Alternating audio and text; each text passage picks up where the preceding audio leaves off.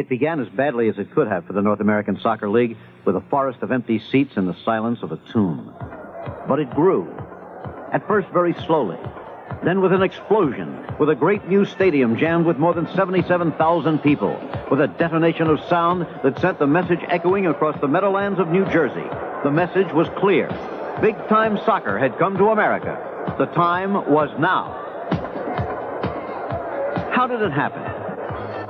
Well, first of all, no single man has ever had the impact on the growth of a sport in a great country that Edson Arantes do Nascimento did. This medium-sized black man from Brazil, known to the world as Pelé, had retired after the greatest career in the history of soccer. He was perhaps the best-known person in the world outside the United States, honored by kings and presidents, an athlete and artist with an extra dimension of warmth and excitement that drew people towards him. He was born in a village named Three Hearts, and there were times when he seemed to possess that many himself in terms of energy and emotion.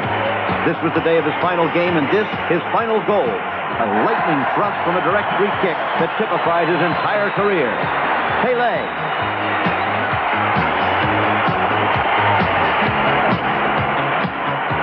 The period in which he played for the Cosmos of the North American Soccer League, from June 15, 1975, to the day you're witnessing here, his final game on October 1st, 1977.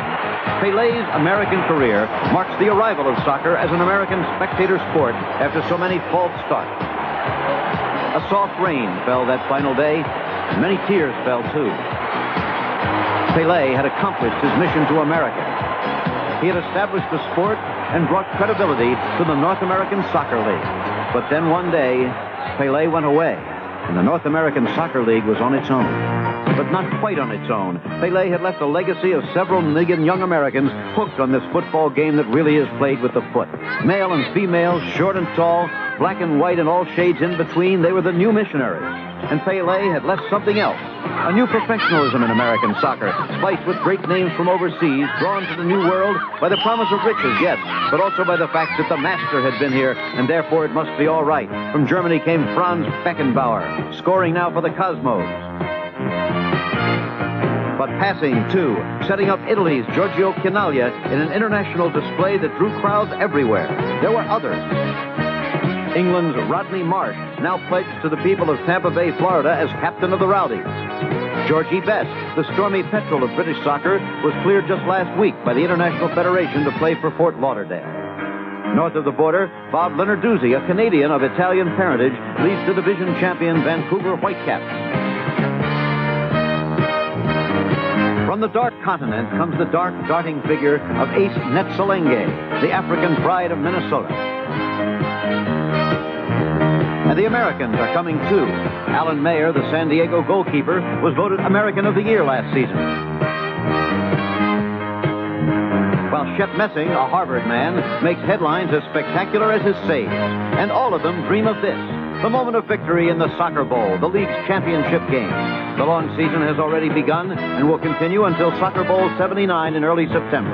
ABC Sports will be following that story with live game coverage starting May 12th, and today with a look at the league and its stars, with the story from Pelé to Diego Pesa, the American rookie phenom. From Phil Woosnam, the league's one and only commissioner, to Dr. Henry Kissinger, former Secretary of State, now chairman of the board of the NASL. Soccer American style. The time has come.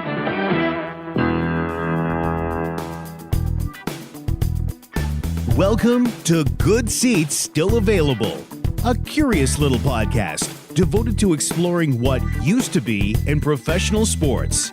Here's your host, Tim Hanlon.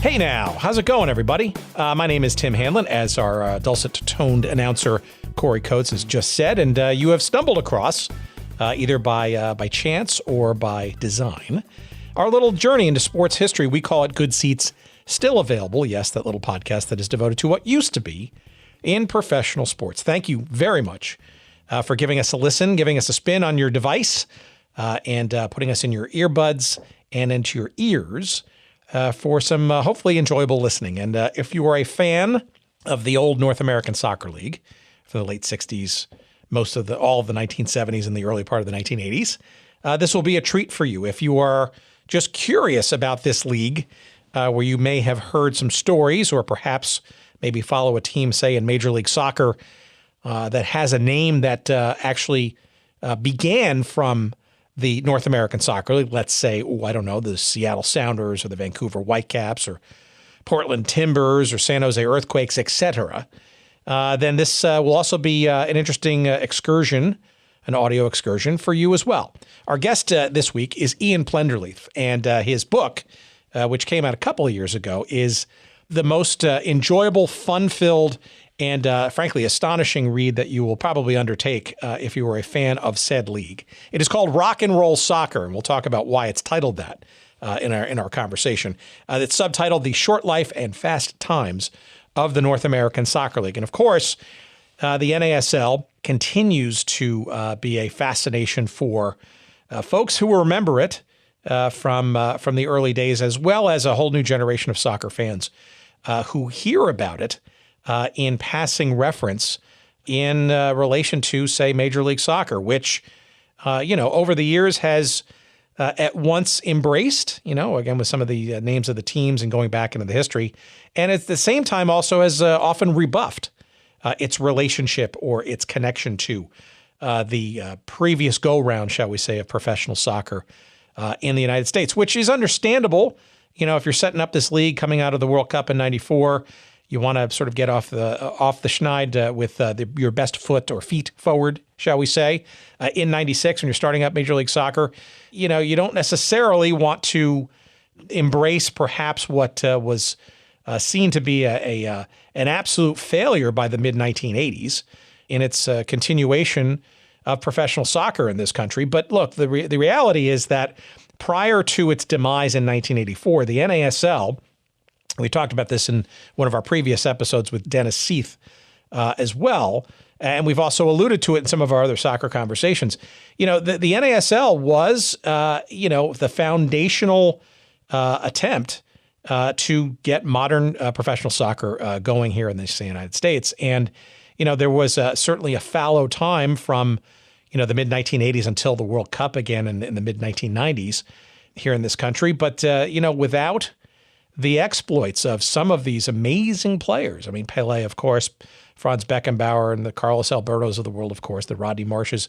But, there's a whole host of players that came over from England and Europe and South America that truly kicked the United States in the butt, so to speak, in this thing called soccer that, frankly, most fans in this country had no idea about. And it energized a whole generation of people, not necessarily fully aware or knowledgeable of the sport or the game, the nuances of such, but it certainly had an effect. And to not think that the seeds of interest of the sport did not sprout and grow into adults who are, now interested or become more interested in the sport. And frankly, without the NASL, I don't think MLS exists, right? And the next attempt to bring professional soccer, and frankly, from some of the lessons learned, into this country. And we can debate, as certainly the U.S. soccer presidency conclave over the last week or so certainly brought to the fore, we can debate how successful, quote unquote, Major League Soccer is in this country. It's undeniable that it is, it is a stable and very well thought out business plan for sustaining the sport here in this country. We can debate the quality of it, of course. We can debate the relative competitiveness of the teams, both within themselves in the league as well as on the international front, and its success or lack thereof on the international stage, i.e. the World Cup, et cetera. But there's no mistaking that Major League Soccer is a very stable and part of the American sports culture. Does it have a ways to go? No doubt. But look, you've got teams and a league that has existed now for over 20 years. And that's certainly saying something, especially when you compare it to things like the NASL. And that is our conversation today with Ian Plenderleith. There's no shortage of stories, curiosities, and just downright unbelievable little exploits that the NASL brought about to this country. And Ian Plenderleith will regale us with some of those in his journey into writing this book, Rock and Roll Soccer, in just a couple of seconds. So please stay tuned. I think you'll find it informative and enjoyable as I did. Let's see, a couple of things to get out of the way procedurally. Besides our promotional stuff, and we always talk about our friends at sportshistorycollectibles.com, of course, and you can get all kinds of memorabilia and stuff there, and at sportshistorycollectibles.com. Don't forget to use the promo code GOODSEATS for 15% off your purchases, of course. We love our friends at Audible, right? The audiobook monstrosity that is, over 180,000 titles, audibletrial.com/goodseats. And that's the place, of course, where you can get a free audiobook download and a free 1 month's trial of the service. And of course, you can cancel at any time. But beyond some of those sort of commerce things, and we appreciate your checking those both out and hopefully giving us a little scratch to keep the podcast going, we also encourage you, please, by all means, to go rate and review us. You'd be surprised at how important those ratings and reviews are wherever you get podcasts, but in particular on iTunes and or Apple Podcasts. It seems to change every week. I don't know what it is these days, but however you Appleize, shall we say, your podcast listening, we encourage you and appreciate your putting some kind words in the little suggestion boxes there about how much you love this show. And if you want to make it up, fine. But it helps the algorithms and it gets us discovered more and recommended. And if you really want to do a good deed and you're just too cheap to spend something with our sponsors, well, here's a great way for very little money, actually none, just a couple of bits of your bandwidth, just to go to iTunes and or Apple Podcasts or anywhere else for that matter, and give us a nice rating or review. We appreciate it. And we want to thank some of the people who've done that already. These are not going to mean anything to you, but you people out there who put these comments up there certainly will. So thank you to AVC65 and SMH718. We thank R. Mandy for his comments or her comments. Greg from Fafif, F-A-F-I-F, whatever that means. And some interesting names too. George Best 7, thank you so much. Philadelphia Adam checked in with some nice comments, thank you. And Reed Rock with some very nice commentary just last week. So thank you so much for those reviews. Keep them coming, as we say, and we appreciate and frankly benefit from them. So please continue to do so early and often, as they say. Okay, got that all out of the way. Thanks very much for sticking through that, and let's get to our very fun and interesting conversation with Ian Plenderleith. He, the author of Rock and Roll Soccer, The Short Life and Fast Times of the North American Soccer League. As always, please enjoy.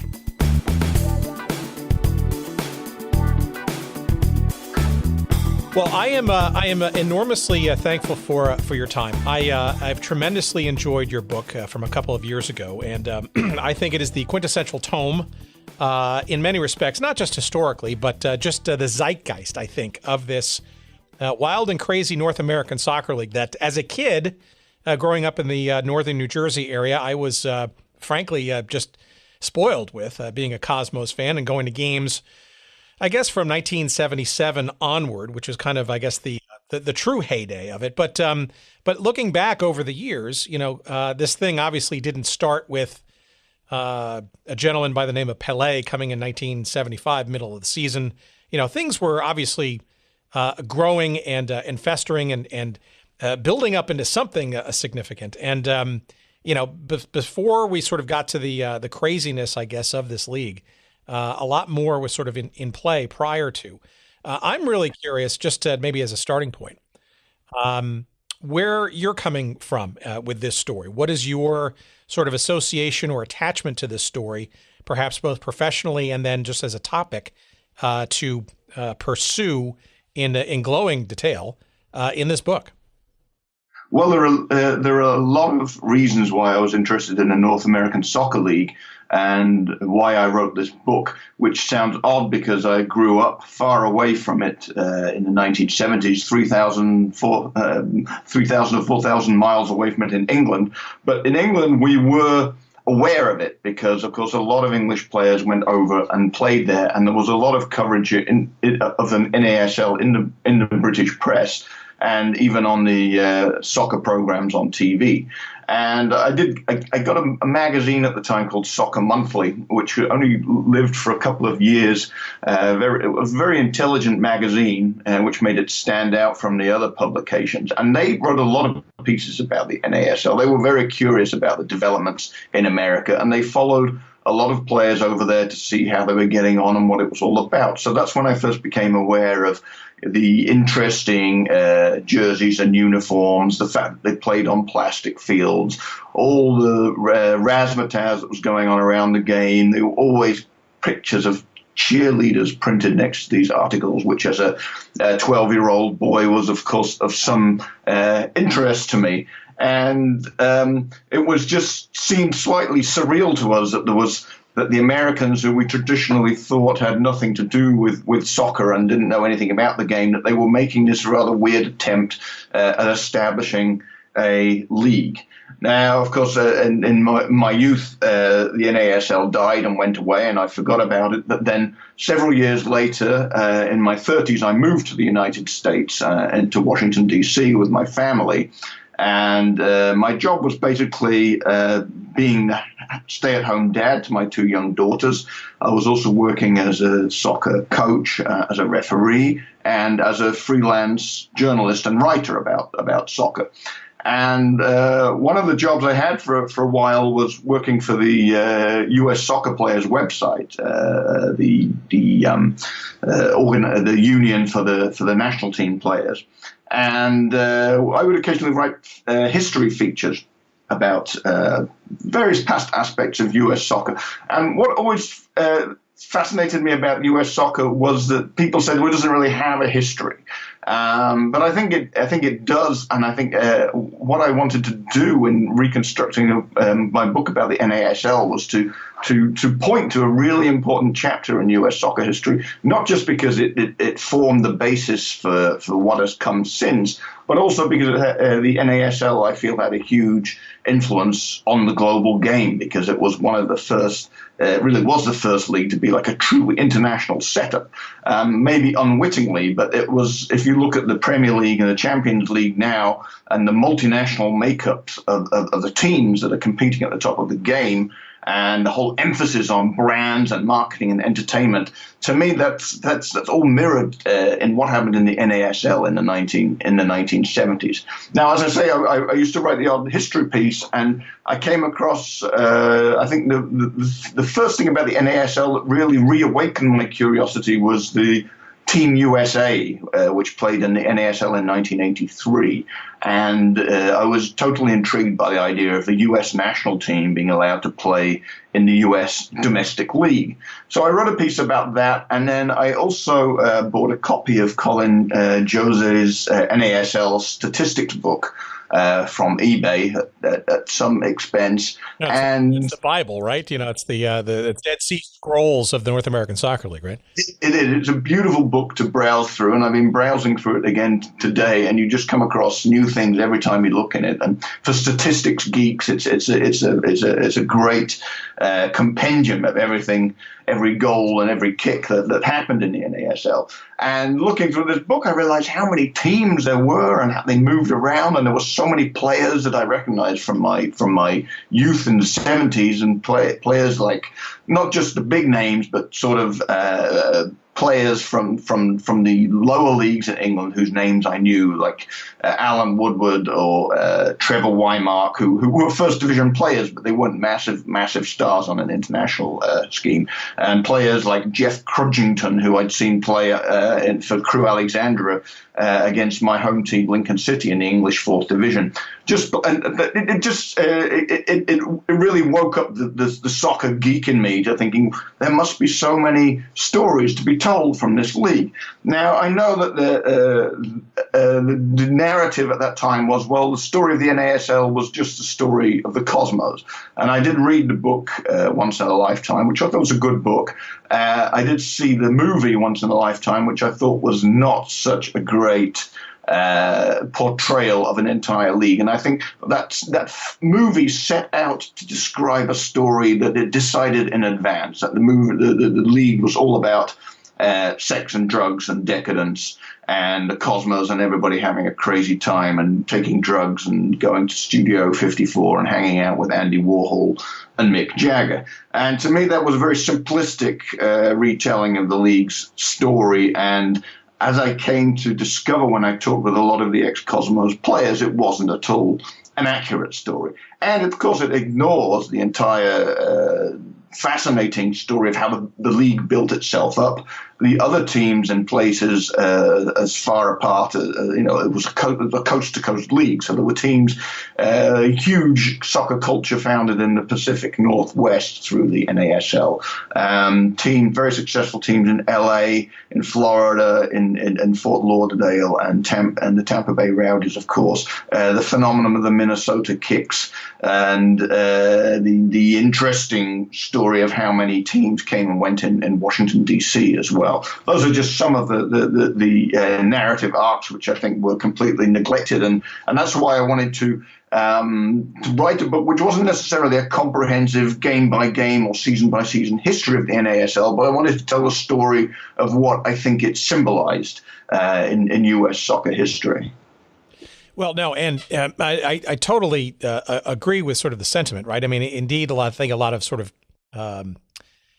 passive observers, I guess, or memorists certainly remember the Cosmos. They remember Pelé, right? But, they seem to sort of forget sort of these other things. And we have to remember that by, 1978, this was a league that had 24 franchises, right? Which is, probably the beginning of the end of its, the beginning of its undoing, right? For various reasons, which we could probably get into in a few minutes. But, there were players streaming in from all over, especially Europe, certainly a little bit of South America, and some of the quality of the play was quite intriguing. And you had some of the world's best players, aging or otherwise, here on these shores. I think we look back in sort of our respective youths, we may not have necessarily appreciated maybe until later on, kind of some of just the talent and the excitement. In many respects. That excitement wasn't necessarily something that was found, let's say, in what was, the precursor to the English Premier League or the top division in England, right? What I sort of have sensed from various conversations and folks that we've had on our show, it wasn't necessarily the most vibrant time, I guess, say in British or soccer in Europe. And here was this sort of NASL flashily doing it differently. And I got to think that it was flickering onto your television sets and through your magazines in a sort of very colorful and distinctive way by comparison. That's right, and it's a very interesting parallel. Certainly, retrospectively, when you contrast the 70s game in Europe and Britain compared with what people were trying to do in the US. My book has been criticized for painting too grey a picture of the 1970s in Britain, but that's merely the way I remember it. Now, of course, I was a huge soccer fan at the time and watched every game I could and went to games with my dad and watched all the highlights programs that were on at that time. But if you looking at it more analytically now, it's easy to see why attendances were going down in Britain. The standard of play was technically high, but the way the game was being played was becoming more and more negative and more geared towards getting results. And a lot of the flair players at the time came over to the US because they felt they were being basically kicked out and fouled out of the English game. Players like George Best and Frank Worthington and Rodney Marsh. And they came to the US saying it's obviously, a lot of them were quite open about the fact they were coming for better contracts and good pay and a different lifestyle. But that all tied into the fact that there was this perception that England had become a very grey country, and that this on-field negativity was also backed up by the violence that was going on around the game in terms of supporters. And that was something that you cannot deny looking back on, had a really negative influence on attendances, and just made a lot of football grounds and stadiums, which had not been renovated in any way for decades, had really unpleasant, nasty, vitriolic places to be.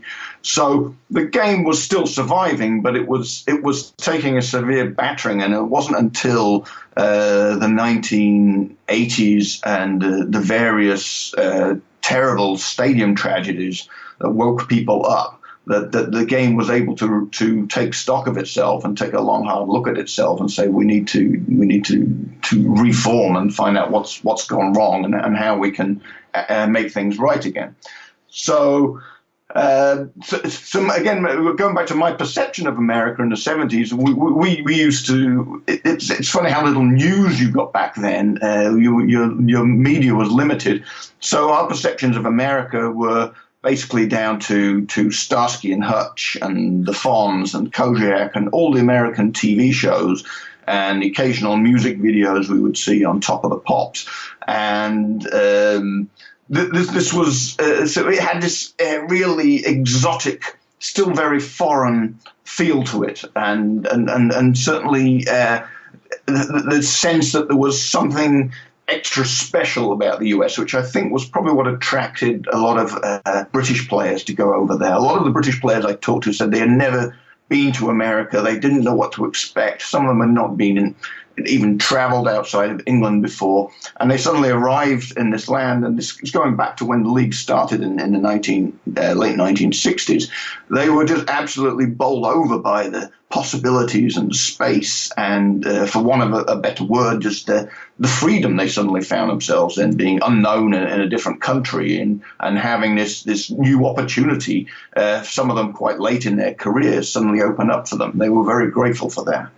Yeah, we've had a few folks with that. So Clyde Best was a guest. We had Bobby Moffett, ex of the Dallas Tornadoes, all sort of regaling in some of those stories, and it was definitely a different sort of world, not only in terms of opportunity and excitement and being able to sort of play the game in a more sort of I guess definitively offensive and exciting style, but frankly also the relative arid land, shall we say, about the knowledge of the sport of soccer in this country, right? So, the fans maybe took to the players and sort of this new sort of idea and concept and game, but clearly we're not talking about a huge population in the United States, aside maybe from some ethnic enclaves and a handful, including myself, of course, of white suburban kids who were, rattling around this game.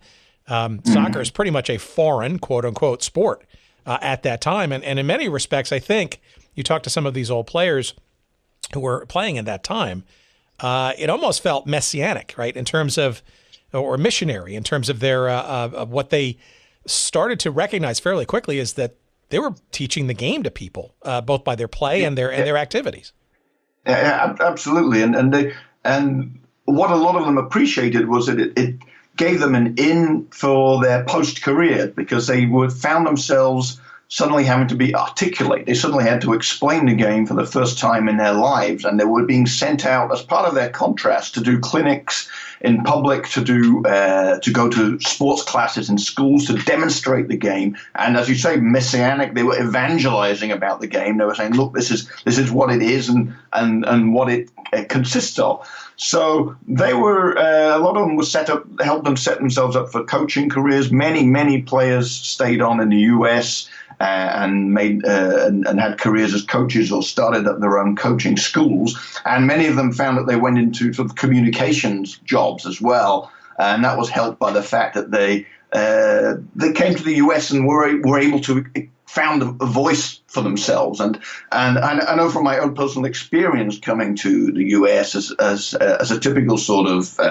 introverted, slightly repressed European, that you find the American personality often infectious. So people just come up and start talking to you and maybe telling you their entire life story in half an hour, and you never see them again.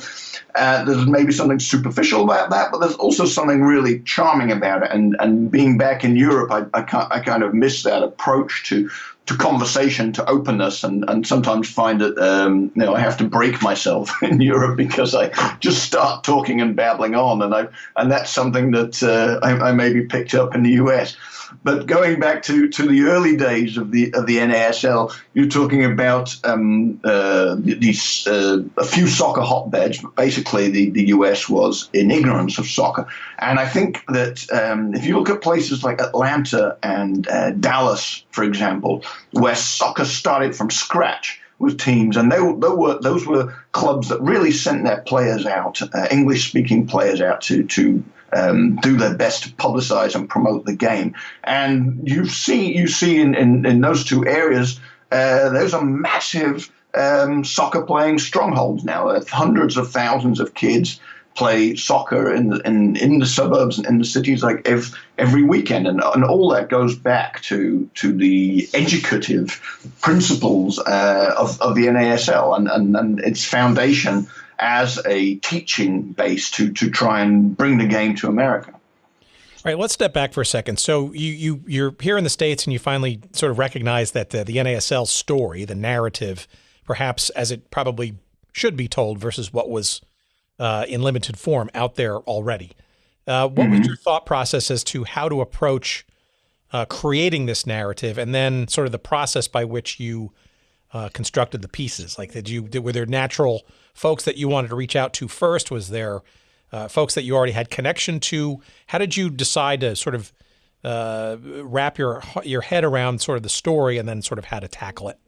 I had a list. I had a co-author to start with, who was my former colleague at US Soccer Players, Jay Hutchison. And he had to regrettably drop out of the project fairly early on because he just couldn't fit the time in with his day job. But we came up together with a list of chapters and themes we thought that were really pertinent to the NASL. And that original list pretty much stayed the way it was, bar one or two additions and dropping one or two slightly too ambitious topics. Pretty much stayed the way it was until I finished the book. Now, where I got very lucky was through a contact and was meeting up with Dick Cecil, who was one of the early executives at the Atlanta Chiefs when the team was founded. Now, he was a young man at the time, so most of the owners and team executives and administrators from the founding years of the league, unfortunately, no longer around. But Dick, very grateful to him. He invited me down to Atlanta for an interview and gave me a tremendous insight into how the league started up and what how its founding fathers had first been inspired by the 1966 World Cup in England, and the full stadiums and the cheering crowds and the action from those games. Now, that make it sound like they were real soccer lovers. In fact, they were all businessmen, and what they were looking at was the crowd, and what they were thinking of was how can we fill our new baseball and football stadiums on the nights and days when there are no games. So they looked at soccer as a revenue generator, quite unromantically. Now, Dick himself really got into the game. He loved it and still does. This kind of the conversation did bring it home to me that America in the 60s was still actually a relatively open market in terms of sports. So the guys who were trying to bring soccer into the stadiums were not really encroaching on the other sports, although baseball was severely resistant to soccer coming to the US. But it did kind of bring it home to me that, that at that time it was still an open field. Anything could have happened. It could easily have caught on much quicker than it actually did. But in fact, the early years of the league, 1967, there were actually two rival leagues that realized at the end of a year they were going to have to merge if they had any chance of survival. 1968 was the first year of the NASL proper, and immediately had to, after the end of that season, several of the owners dropped out. It went down from 17 teams in 1968 to just 5 teams in 1969. So the league almost died several times way before the era of Warner Brothers and Pelé and the glamorous years of the 1970s. And it was only through the hard work of Phil Woosnam, who Dick Cecil had got in to be the player coach of the Atlanta Chiefs, that he took over as commissioner of the NASL and really, really worked hard for years to get new owners and new investors and persuade them that soccer had a future in America. So, what was your original question, Tim? I don't know quite now how I've twisted it. No, that's really great. I mean, the fact that you stumbled across Phil Woosnam, right, is obviously the patron saint of soccer in this country professionally, and obviously the North American Soccer League in particular. So, when you talk about sort of those dark days, I mean, literally going down to 5 teams, and I think even after that season, it was 4 for a couple of weeks, and through the dogged efforts of folks like Phil and Dick Cecil and some others. Sort of kept it alive and sort of resuscitated. I think many people sort of think that the NASL really kind of started, if you will, with the arrival of Pelé in June of 1975, right? And you're obviously speaking to, obviously, the years prior to that. We had our guest 2 weeks ago, Dennis Cease, who wrote a book talking about specifically the beginnings. Actually, there were 3 groups of businessmen that actually whittled down to 2. And the sort of crazy story of how, people seeing dollar signs before understanding even how a soccer ball was even kicked before, and the disaster basically that was on the beginnings of the reincarnation of the sport here. But I think, you look at 75, of course, and Pelé's arrival, and that was obviously a white hot comet of activity and brought a ton of attention. But, if to the educated eye, right, there were a bunch of interesting things that were happening in the handful of years prior to that, right? Number one, I suspect, was the actual Cosmos being born, right? Which was something that occurred in 1971, very quietly and very sort of subtly, that this sort of big thing. And I think number two, you have to look back at, 1974, right? Where, you actually had, I think it was 6, if not more, brand new franchises, places like Jose and those kinds of places. So even before Pelé's arrival, now whether you would argue that the legwork was sort of being set or being started prior, things were in motion to kind of really take it to the next level after a near-death experience in that sort of first couple of years of the 70s. No. Yeah, it's intriguing to think what might have happened to the league if Pelé had not been signed, because Woosnam was bringing it onto a level keel, and he had cut back budgets. Teams had become very realistic in the early 70s. They shortened the seasons. They had European teams come in to sort of play some games against the NASL teams to eke out the fixture list a little bit and add a bit of variety. They would get a lot of players in from hard-up English sides or Yugoslav sides on cheap, short summer contracts. And a lot of the players were working part-time, doing coaching as well to make ends meet. So the league was suddenly being run on a realistic shoestring budget. But with his optimism and his persuasive powers, he managed, as you say, by 1974 to get enough investors on board that the league started to look viable again. And I come to the conclusion in the book that, well, it's possible that the league might have survived a lot longer if it hadn't been for the Cosmos and Pelé, because all of a sudden it went back to the trend of throwing money at the game and every team trying to get its own Pelé-like superstar. On the other hand, if that had not happened, the league may have died as well, and we probably wouldn't be talking about it today because it wouldn't really have been so interesting, except maybe to a few sports academics. So anyway, that is an academic question because, of course, the Cosmos did sign Pelé, and it was one of the big, huge soccer stories of the 70s. And it radically changed the league overnight because all of a sudden there was massive amounts of coverage, including from the international press. And that's when, for example, the English press really started to take notice of the game. And the way that English press, for example, was interested in the US game was quite interesting because there was the usual amount of European condescension, like, well, this is America, they'll only muck it up, they don't understand soccer anyway. Still going on, by the way, but that's okay. Yeah, I know.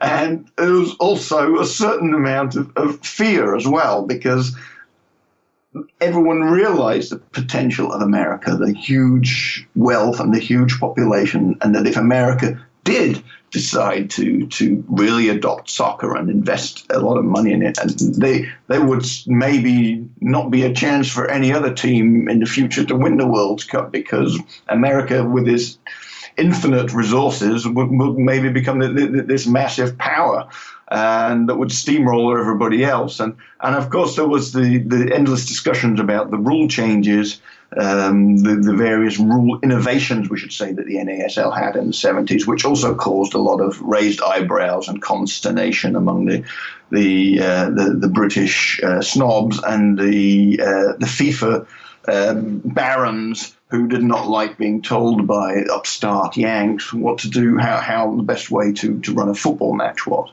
Well, let's talk about that for a second, because I think that's actually a pretty interesting piece of history of the NASL, and frankly, it buttresses a couple of your themes as you go through the book. What of those scoring incentives in the standings and the 35-yard line, and to some extent even the idea of having 3 North American players on the field, and sudden death and shootouts and all those kinds of things? I clearly, to the purist, that looks a bit wild and completely non-traditional. But when you're also trying to sell a quote unquote foreign sport to the American populace, who doesn't necessarily appreciate the subtleties of a closely contested 1-0 game, some of them can be exciting, but a lot of times, frankly, are not. How do you put that all together and recognize that that might not have been a bad thing, frankly, given the brand new virgin territory that the United States was? Of course, the U.S. didn't. A lot of the U.S. owners didn't care about FIFA, didn't really know who FIFA were, and their concern, as you say, was to sell the game to the American public. So naturally, they looked for incentives to make the game more exciting, to make it more entertaining. The idea of sport in America is to entertain the paying customer. The idea of sport in Britain at the time was that you went to the game, you might get clobbered by a policeman, you might get clobbered by an opposition fan, you would probably have some disgusting food that would make you feel ill afterwards, and your team might play to a 0-0 draw that would make you even more miserable than you were feeling before you set out on a rainy afternoon. So there were two different cultures at play here. But what was actually happening out on the field, it wasn't as if soccer in America was an unrecognizable sport. It was basically, in almost every respect, the same game. So the outcry from Europe about, the Americans are messing with our game, and how dare they award 6 points for a win, and how dare they encourage more scoring, and that kind of thing, was just poppycock, quite frankly, because it was still the same game, and it was just an attempt to recognize that it was being aimed at a different audience. So for American administrators at the time, it was the whole conversation was pretty much irrelevant. Now, of course, they came into conflict with FIFA, for example, over the 35-yard offside line, which FIFA allowed them to experiment with for, I think, 6 or 7 years. It's one of those things, you watch games on video now, old games with the 35-yard line, and it seems to me that the game was quite a little bit more stretched out for it. There was a little bit more space for the players, but it's very hard to argue one way or another whether it made a huge amount of difference to the standard of play or whether it made the games more exciting. You can definitely argue that the points approach, 6 points for a win, 3 points for a tie, but also a point per goal scored up to 3, whether you won or lost the game or not. A lot of people I spoke to said that was a good incentive for attacking soccer, and a lot of the statistics, if you look at some of the score lines, they certainly back that up. Also, the whole philosophy of the league was to encourage attacking soccer, and that was reflected in the signings that the league made. A lot of the teams sought to bring in entertaining players. They sought to bring in characters, partly to help with publicity, to get coverage of the game, to show, look, we bought this guy from England and he's nuts. He drops his trousers to the referee and snorts cocaine in the club at night. like Paul Cannell did for the Washington Diplomat, both of those things. But at the same time, it was a game. It was only a game, right? You wanted people to be interested in the game, so there has to be things happening on the field. And I think that's something that eventually came to be realized in Europe too. That this period in the 80s, we had of negative tactics, and the Italians playing for the 1-0 win or the 0-0 draw was just absolutely destroying soccer and turning people off the game in en masse, among several other factors. So good for the NASL in thinking on its feet and thinking of innovations, and a lot of things that they thought of. Eventually in Europe we went from 2 points for a win to 3 points for a win. Again, it's arguable if that has made any difference to make the game more attacking, but it is something the NASL thought of first, and which was adopted later. 3 substitutions, for example, in the 1970s, and the NASL had 3 substitutes when in Europe there were only 2, and the FIFA objected to that. Well, why? What's wrong with why not 3 substitutes instead of 2? This seems to be an almost arbitrary number. Now, of course, the standard is 3 substitute. The NASL was one of the first leagues to look into abolishing the direct back pass to the goalkeeper that the goalkeeper could pick up with his hands. And it didn't actually happen in the NASL, but it was discussed and looked at very closely because it was seen as boring. Well, that happened in the early 1990s. FIFA adopted that as an international law. There was the idea of player numbers and players' names on shirts to help fans identify the players. Seems like a very logical thing, but it also took the international game a long time to copy the NASL on that front as well. So although there were a few crazy things, there were a few people who wanted to abolish offside and make the goals bigger and make the posts bigger so that the ball would rebound back on. All these things were discussed, but they were not implemented because people realized that was taking things too far. But a lot of the innovations that the NASL put into place turned out to be quite logical and sensible ways of making the game a slightly more watchable phenomenon.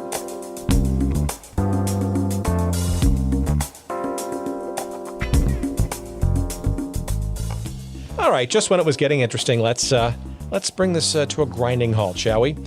Just kidding. We got to pay the bills around here, and our friends at Audible have been very helpful in attempting to allow us to pay some of those bills, and we want to call them out now and remind you that a free audiobook download is yours for the taking, and also a free 1-month subscription to the service of Audible at audibletrial.com/goodseats. Again, audibletrial.com/goodseats for your free 1-month trial of the Audible service, and most interestingly, a free audiobook download for you to enjoy. 180,000 titles and growing every day to choose from, and there's absolutely no excuse to not find at least one title amongst that cavernous selection available to you that you won't find to be enjoyable and good for the soul, including a couple of books that might be interesting to our audience. And yes, some new ones, frankly, that I'm finally listening to. One that I'm listening to right now is by Carson Cunningham. It's narrated by Paul Bamer, and it's called Underbelly Hoops, Adventures in the CBA, a.k.a. the Crazy Basketball Association, which is really, of course, about the Continental Basketball Association, which for many years was sort of this ragtag minor league of the NBA. And it's a book I'm about 2 chapters into right now, and hopefully maybe a guest will get for a future episode. Also, in my queue, next up, is another guest that I'd like to get, and her book that she wrote is also narrated by her. Her name is Jeannie Buss, and of course, Jeannie is the daughter of Jerry Buss, of course, the wildly successful founder of the Los Angeles Lakers and the LA Forum, and Jeannie is clearly today the brains behind the Los Angeles Lakers today. She and her brothers were active, of course, in things like, along with her father, World Team Tennis, the Major Indoor Soccer League with the LA Lasers, all kinds of stuff. So her book is next on my list. That's called Laker Girl, and that too is available on Audible. And again, it's one of the many thousands of titles that you can choose from when you go to audibletrial.com/goodseats. And again, you too can get your free audiobook download to give it a try, perhaps one of those 2, or perhaps one of the other 180,000 titles available to you as well. Give it a try, audibletrial.com/goodseats. Thanks for listening, and back to our conversation.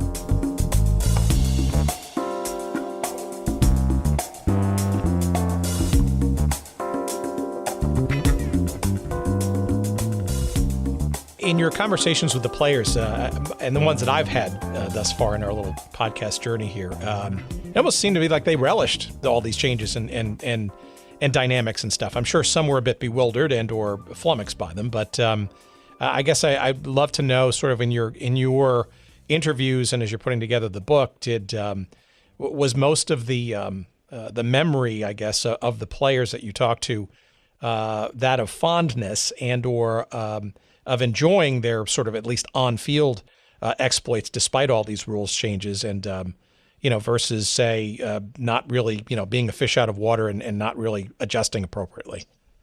Yeah, and I think that one of the things they enjoyed most was which I forgot to mention a minute ago, was the shootouts that settled tied games. Sure. And the NASL started out with, I think they started out with sudden death overtime in the playoff games, and that had to be scrapped when one game went to 176 minutes, and I think it was in 1971 between the Dallas and the Rochester Lancers, and all the players collapsed on the ground in relief when the goal was finally scored. So then they went to I think half an hour overtime with penalty kicks. And then eventually, I think sometime in 1977, they went for the shootouts, which was started the same principle as penalty kicks, except it was a player starting out on the 35-yard line and dribbling towards the goalkeeper who could come off his line. And so many players said they thought this was a fantastic innovation, because if it had been like a dull 0-0 draw on a hot evening, at least the fans had that to look forward to at the end. And let's face it, one-on-one situations are always exciting, whether they happen in open play or whether you create them artificially at the end of the game. And they're certainly a little bit more egalitarian than the penalty kick, where the shooter is always favored. The only people who spoke out against that was one of the goalkeepers I talked to. I think it was Arne Mauser, who said he didn't really like them. He actually preferred the penalty kicks. But another one or two goalkeepers said it gave them the chance to be a little bit of a hero on the night. And, of course, the players, Rodney Marsh, for example, in his typically outspoken fashion, said he thinks that FIFA should have adopted these years ago instead of penalty kicks. And that's one of those things where I think, well, that really did light up crowds. And I think for the European soccer establishment, that's just seen as a little bit too over the top, even though it's a much more even contest between shooter and goalkeeper than the penalty kicks, and possibly a much more, if you like, a better gauge of a team's soccer skill than the penalty shootout. It's just seen as a bit too extreme in terms of entertainment. But I would love to see that introduced and experimented with, at least given a chance to see if fans actually like it.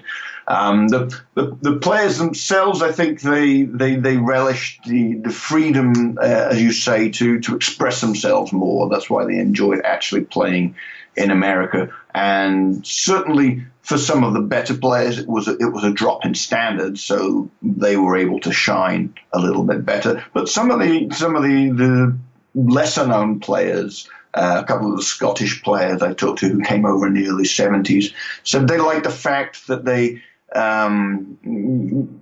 weren't playing in front of the people they grew up with anymore. The British, English and Scottish crowds are and could be at that time extremely critical, get on your back very quickly, and they like that. They like the more generous nature of the less soccer savvy U.S. crowds, who would be much more forgiving of mistakes and much more delighted by a little show of skill. So in that sense, I think for the players, they didn't just enjoy. A lot of them, the bigger names, also spoke of the freedom off the field of not being recognized in the street anymore. Franz Beckenbauer famously loved living in Manhattan and being able to go out every evening, first of all, without being tailed by the German gutter press, and secondly, by not being recognized by anybody, at least not initially. So there was the freedoms that came with the NASL correspond, I guess, to the kind of cliches we had in the 70s about America being this great free country of possibilities, which certainly apply in some areas and to some people. And the players, my impression was there were very few players I spoke to who had negative experience at NASL. It was all, they marveled in the nostalgia of looking back at how the novelty of the whole experience and how lucky they were at that time to escape a slightly more oppressive society, for example, like England, and have this great chance to start anew in a different country. How many of those players do you think kind of saw this as truly a vacation kind of experience? Because, you had a very short, if you even want to call it a season, April to essentially August, right? So it wasn't sort of a full-time endeavor for most of them. And actually the opportunity to play year-round, while perhaps getting some sun and some decent pay in addition to their regular sort of playing in their home countries. Did you get the sense from these conversations that players saw this as as opportunity or as a paycheck or somewhere in between, or did it depend maybe perhaps on the player and maybe how old and where they're? I think both. I think opportunity and paycheck, and nobody, everyone loves an opportunity, but if it comes with an enhanced paycheck, a lot of the players I talked to compared their wages and in America what they were getting in England or Scotland at the time, and the American rates were much more favorable, and I imagine that played a huge role, and that also led to players staying on. If you getting paid enough to allow you to finance a house, and I guess at some point you may meet a local woman, that is the kind of thing that's going to allow you to stay on. Jeff Barnett, the former Arsenal goalkeeper, he still lives in Minnesota. I spoke to him, and he said he met his wife on the I think it was the Bloomington Strip, it was called, in Minnesota, where all the sports stars used to go and hang out in the evenings. In fact, he had a very, very funny story he told me about how the players were all assigned to get a certain kind of car from the club, which was a Chevette. And I looked it up online, and it looks like something that was manufactured in Albania, maybe around about 1972. The antithesis of the luxury car, for sure. He went to complain to the club and say, look, I'm a bit of a bloody celebrity around here now, I don't want to be seen driving this thing. And so he found this clause in his contract which said that if he refused to take the Chevette, he could get a certain amount of money instead. And the next thing he knew, the club was organising to go and see this dealer who got him a Volvo, so he was driving around in a Volvo, and all the other players demanding to know what had happened and why he wasn't driving a Chevette like the rest of them. And I said to him, well, did you care? He said, no, I didn't care at all. It was so there was.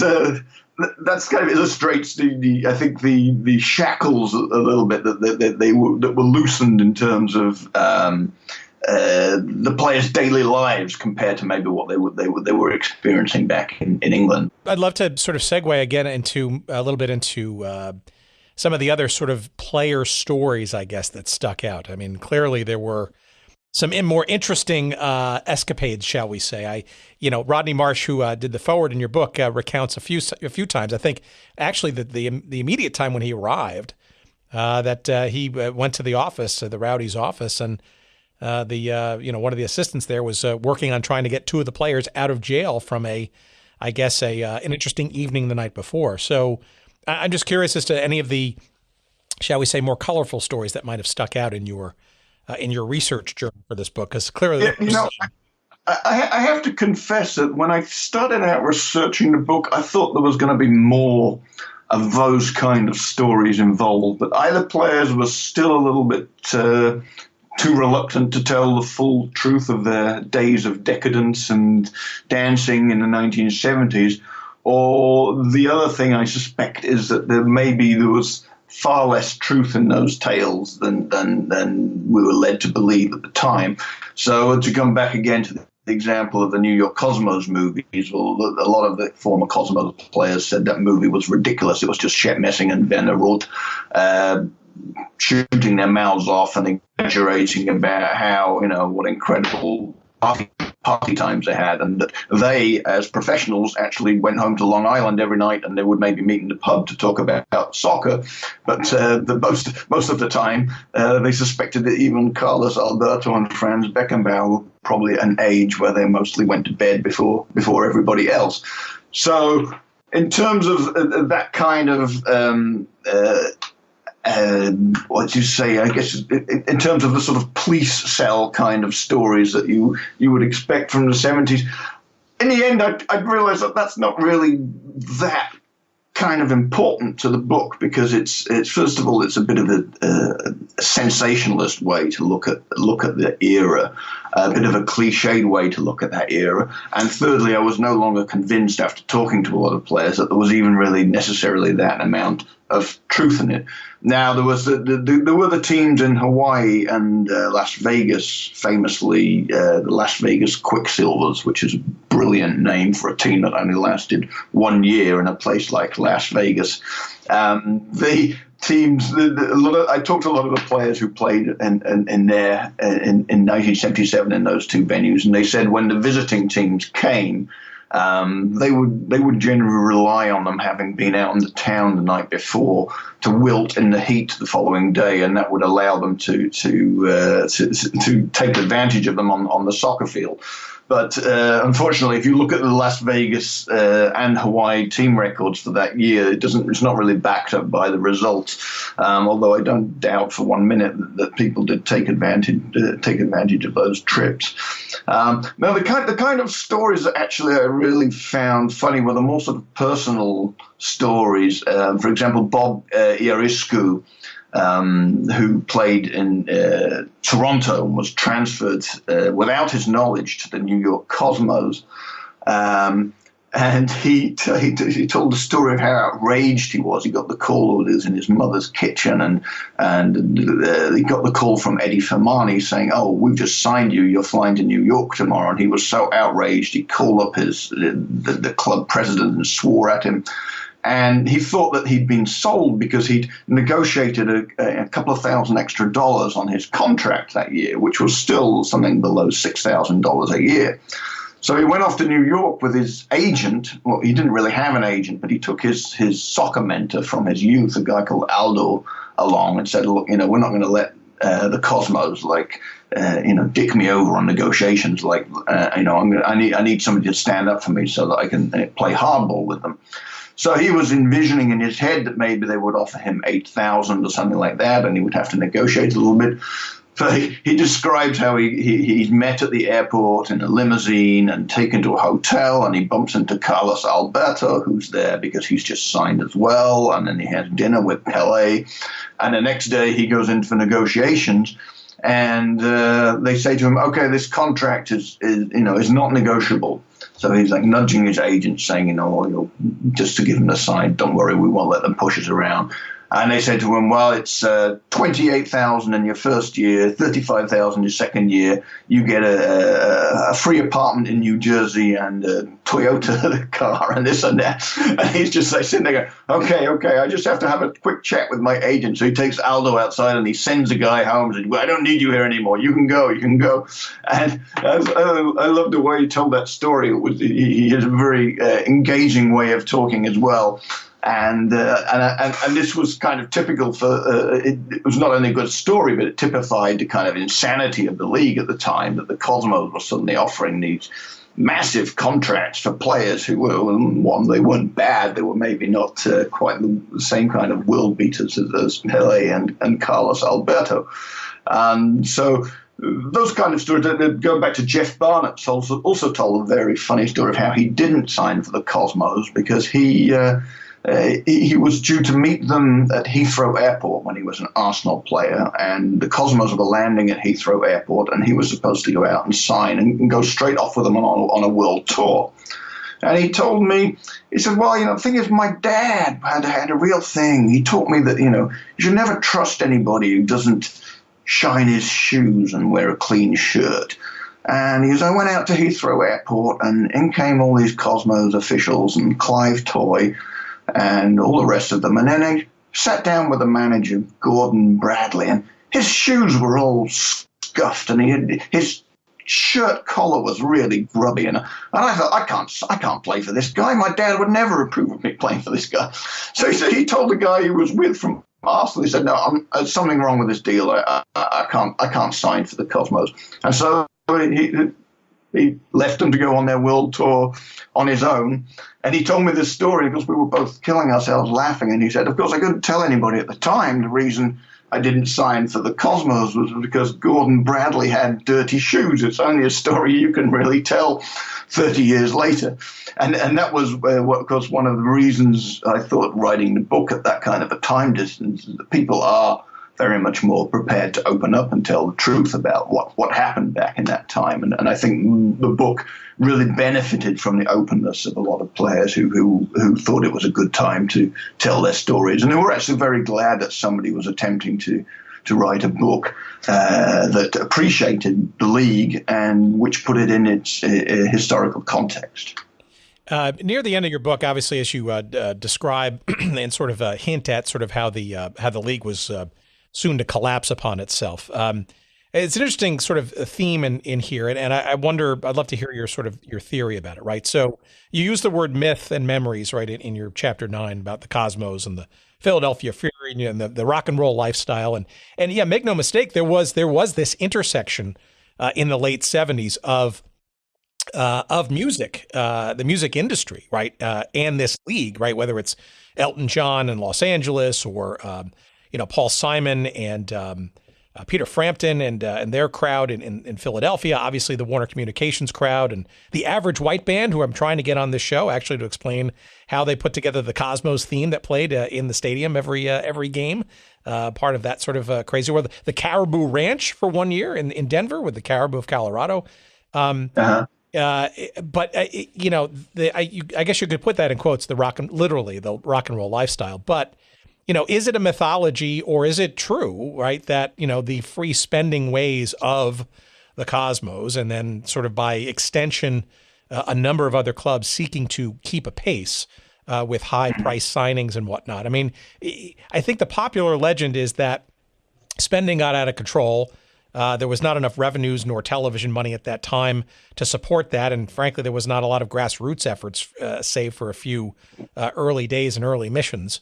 I'm just wondering if you think it was that sort of high spending lifestyle that kind of got out of itself. Yeah, or there may be some absolutely. There's no question about that, Tim. That's the point at which the rock and roll metaphor really works much better than talking about the lifestyles or the drinking and the drug taking and all the rest of it. What I really came to understand, why I called the book this to start with, was exactly for the reasons you described, that the whole phenomenon, the wheels kind of came off a little bit like it was very much like a crash and burn kind of league. It suddenly rose spectacularly, the Cosmos and the league itself, very much like you see in the pop world, where an artiste or a band suddenly becomes like a huge thing and it's filling stadiums and everybody's talking about them.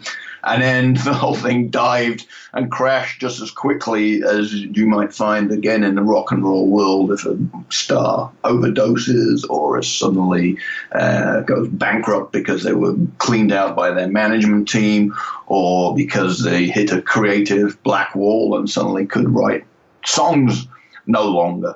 And the sad thing I think about the NASL is there's a very prosaic document published in 1977 by several of the league's executives about the best way forward for the league. And it was a very rational and sensible set out of what the league needed to do to survive. And unfortunately it was ignored by Phil Woosnam, who was on a course of expansion in his enthusiasm to get as many people on board as possible, and expanded the league too quickly.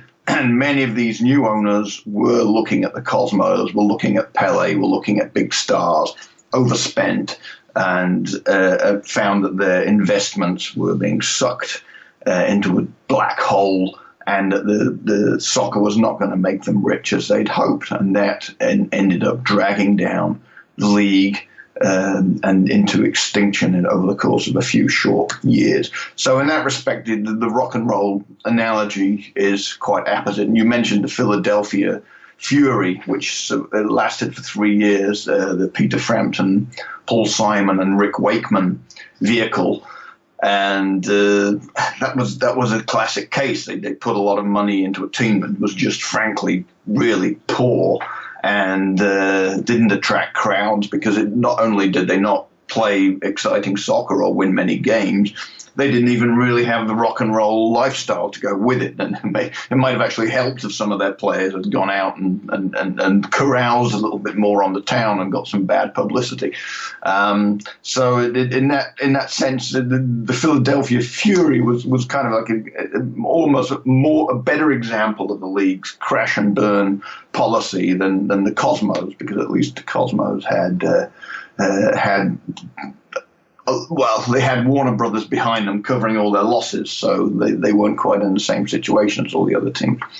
But and it's that, but at the same time, looking back, it's that kind of rock and roll image of the league which makes it such a kind of even a little bit sexy to look back at compared with, say, I don't know what the Italian second division in the 1970s. I mean, who knows what was going on there? It was a terrific story. It was a terrifically interesting phenomenon, the whole league at the time. And as I said at the start of our conversation, it was also really influential on the world game. Now, again, I've met some resistance to that theory, which is absolutely fine. I'm prepared to admit it's only a theory.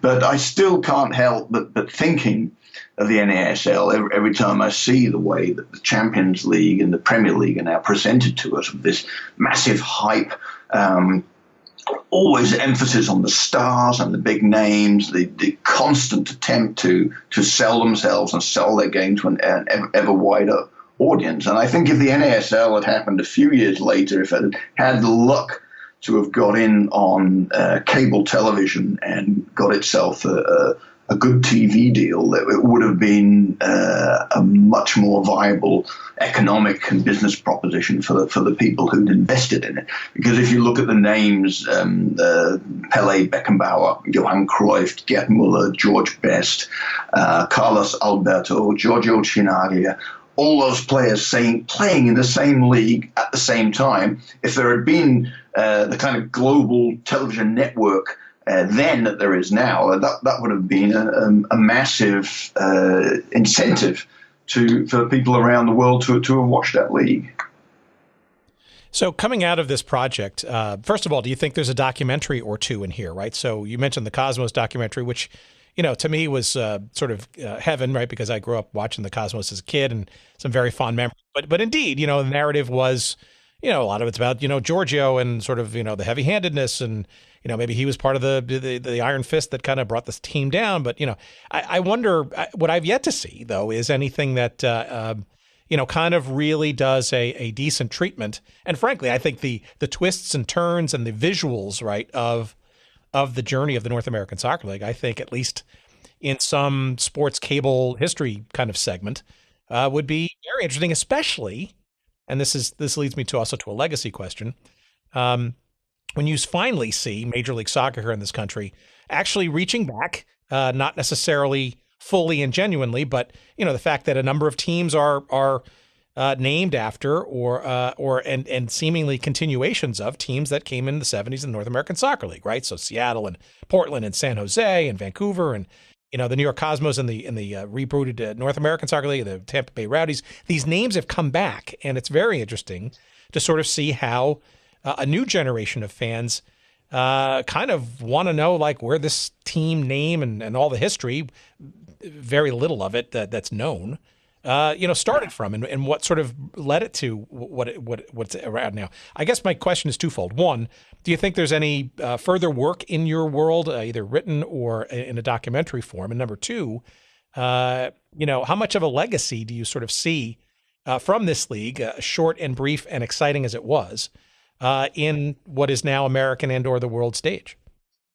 Mm-hmm. I think that you could definitely make a fantastic documentary series about the NASL.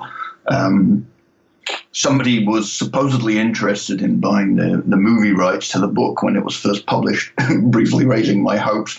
Vast amounts of Hollywood fortunes, but that trail dried up very quickly, needless to say. Well, let's use this conversation, hopefully, with our listeners. And I'm always surprised, by the way, Ian, about our listeners and who listens and the influence that these folks have. All right, so let's put a marker in that. All right, let's reheat this conversation, because I think it's not just Ian and I saying this. This is absolutely a league and a story that will not disappoint from a documentary perspective, or hell, even from a creative kind of license approach too. Mm-hmm. Mm-hmm. Well, yeah, and the other thing you talk about, the legacy, I think it was a real shame that the Major League Soccer shunned the NASL to start with, at least, and I can understand that the reasons it did that was because it wanted a new start and it wanted to promote stability. And it didn't want to be seen to be associated with the excesses and the more irrational side of the NASL. But at the same time, as you pointed out, for example, in Pacific Northwest, there's 3 teams that the MLS finally took on board, and which had proved to be a massive boost to the league in terms of interest and attendances. And that interest in that area of the country never went away and has always been there because of the legacy of the NASL. And again, this goes right back to the players in the early 70s who worked really hard to put the game out and to publicize the game and to make it really popular. And that really, really endured in that part of the country. So when you talk about the NASL legacy, that's just one of several examples, but it's the one that always strikes me first. There's a soccer culture that was created by the NASL and which endured until those teams survived in various formats. I think maybe playing semi-pro, at least until they were taken up by Major League Soccer and gave Major League Soccer a real boost. So the legacy of the NASL is... I remember when I played in Washington, D.C., I ran an old man's over 35 team, and I was forever bumping into players who would talk about, they were players of my age, and they would talk about their first experiences of soccer were with the Washington Diplomats, going to watch the Washington Diplomats in RFK in the 1970s and seeing Johan Cruyff play for the Diplomats, and that interest had stayed ever since, even through the barren period in between leagues, and when it seemed that the domestic game in the US had crashed and was not going to be revived. So the NASL it wasn't the first professional league in the US. There was I think the American Soccer League in the 1930s.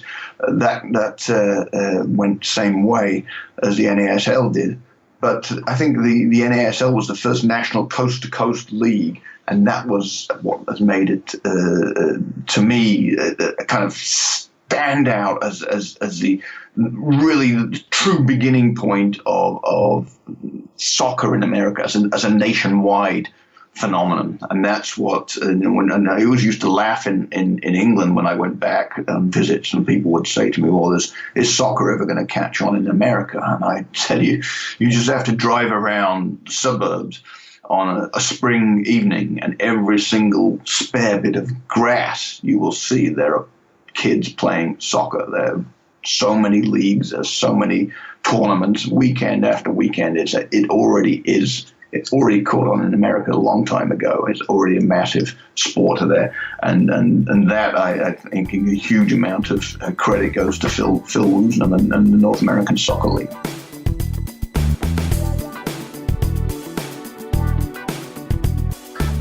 Fascinating stuff. Our thanks again to Ian Plenderleith. And let's see, the book, we need to remind you early and often, it's called Rock and Roll Soccer, The Short Life and Fast Times of the North American Soccer League, forwarded by Rodney Marsh. And the forward alone is well worth the price of admission. That book is available, of course, on our website at goodseatsstillavailable.com. Just search for episode number 49. You'll see a quick link to that book. Obviously, it's through Amazon, and we'll get a little scratch for that if you buy the book through there. But it is published by Thomas Dunn Books, which itself is an imprint of St. Martin's Press. It came out in 2014, I believe. And depending on the version that you find, you will likely find a very cool cover, a picture or so on it. There are a couple of different versions of that, but depending on the version that you find, you will find a picture of George Best or Rodney Marsh on there. There's another one that's got Elton John holding a soccer ball as he surveys his newly acquired Los Angeles Aztecs team. Some great photography in this book, of course. But the stories, we literally just scratched the surface of what the NASL was all about. And this book is an essential read. It is a fun read. You will not find it a chore by any means. And you will scratch your head going, wow, that really happened. And indeed it did. And again, I can't recommend this book enough, again, called Rock and Roll Soccer by our friend Ian Plenderleith. And we look forward to staying in touch with him. And let us try to make it some kind of possibility here where somebody either in the world of documentary films, he says, or frankly, just in Hollywood generally, who might want to perhaps put some storylines in a creative way. The League of the North American Soccer League and the people and the stories and all of that stuff are just hard to believe, number one. Number two, still not fully known, and I think there's a lot of other sort of latent stories out there and interesting little tidbits that we have yet to discover, and hopefully we'll find out a few more of those as we go along in our little journey. But perhaps somebody in the film world might take a light to the story that Ian's penned and perhaps go a little bit further with it, and we encourage that. So by all means, let's if you want to contact Ian, just of course, you can go to our website at goodseatsstillavailable.com. You'll find an email link to us. We can certainly hook you up and get you connected after you read the book. In addition, of course, on our website, you will find all of our social links. And on Twitter, you'll find us at Good Seats Still. On Instagram, you'll find us at Good Seats Still Available. You can follow us there. Also on Facebook, there's a page devoted to us as well. There's no excuse not to be able to at least follow us on a regular basis on social media. And we appreciate that those follows and that interconnection with you great fans out there early and often. We appreciate that. Coming up the next couple of weeks, we're going to try to get a couple of other ways to support the show. We'll probably get a little Patreon page going. We'll probably get some other commerce and some other advertising opportunities coming up too, so be on the listen for that. And again, last but not least, we want to thank our friends at Podfly Productions for their efforts in putting all of our little pieces together into something that's somewhat coherent and giving you something nice to listen to. Eric Begay and Corey Coates, David Gregerson, and yes, he is literally a doctor. I can't explain what kind of doctor he is, but Jerry Payne, Dr. Jerry Payne, our inimitable editor and producer, doing yeoman's-like work for us, as always, here on the show. So thank you so much to everybody at Podfly, and that's podfly.net. By all means, check them out if you want to get podcasting yourselves, and tell them that we sent you, will you? That'll help us too, and I'm sure you're going to be impressed with their capabilities and their friendliness too. All right, that it does it for me. I appreciate your listening. We ramble on no more, and we look forward to talking to you sometime next week with another fun-filled episode. Thanks for listening. We love you, everybody. Thanks for listening. Bye-bye.